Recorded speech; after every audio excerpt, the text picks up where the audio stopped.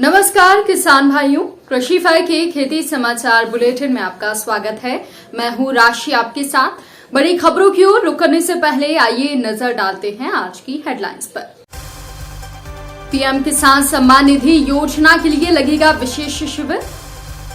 पढ़ाई के साथ बच्चे सीख रहे मशरूम की खेती। 50% सब्सिडी पर हुआ कृषि उत्पादों का परिवहन। फल, सब्जी, फूल और मसालों की खेती पर मिल रहा 90% का अनुदान। अब खबरें विस्तार से। प्रधानमंत्री किसान सम्मान निधि योजना की 12वीं किश्त जारी हो चुकी है।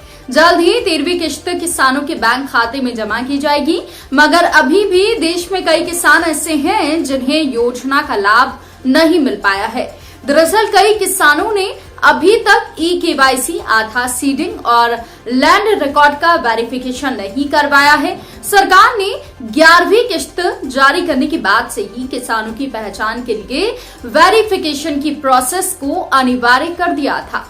अब इसके लिए बिहार में 15 फरवरी तक डाक विभाग के द्वारा विशेष शिविर लगाया जाएगा, जिसमें योजना के लाभ से वंचित किसानों की आधार सीडिंग की जाएगी और उनका खाता भी खोला जाएगा। उत्तर प्रदेश के हमीरपुर जिले के लोदीपुर नेवादा के सरकारी उच्च प्राथमिक विद्यालय में एक खास पहल शुरू की गई है। यहाँ बच्चे पढ़ाई के साथ साथ मशरूम की खेती करना भी सीखेंगे, ताकि कृषि के प्रति बच्चों को प्रेरित किया जा सके। इस पर विद्यालय के प्रिंसिपल डॉक्टर धर्मेंद्र सिंह ने बताया कि मशरूम खेती उत्पादन एक कम लागत वाली खेती है, जिसकी शुरुआत बेहद कम खर्च के साथ की जा सकती है। इस काम में कीटनाशक, पानी, भूसा और बीज के साथ साथ रोजाना की दिनचर्या से जुड़ी चीजों का इस्तेमाल होता है। इस मशरूम का प्रयोग मिड डे मील बनाने में किया जा रहा है।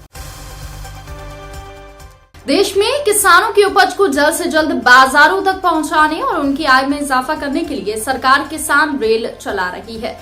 इस रेल में फल, सब्जियां, मछली और जल्दी खराब होने वाले कृषि उत्पादों का परिवहन किया जाता है। सरकार किसान रेल से कृषि उत्पादों का परिवहन करने पर 50% की सब्सिडी देती है। जनवरी 2023 तक कुल 2349 किसान रेल चलाई जा चुकी हैं। इनमें 7.9 लाख टन कृषि उपज को ट्रांसपोर्ट किया जा चुका है। ये जानकारी केंद्रीय रेल मंत्री अश्विनी वैष्णव ने लोकसभा में दी।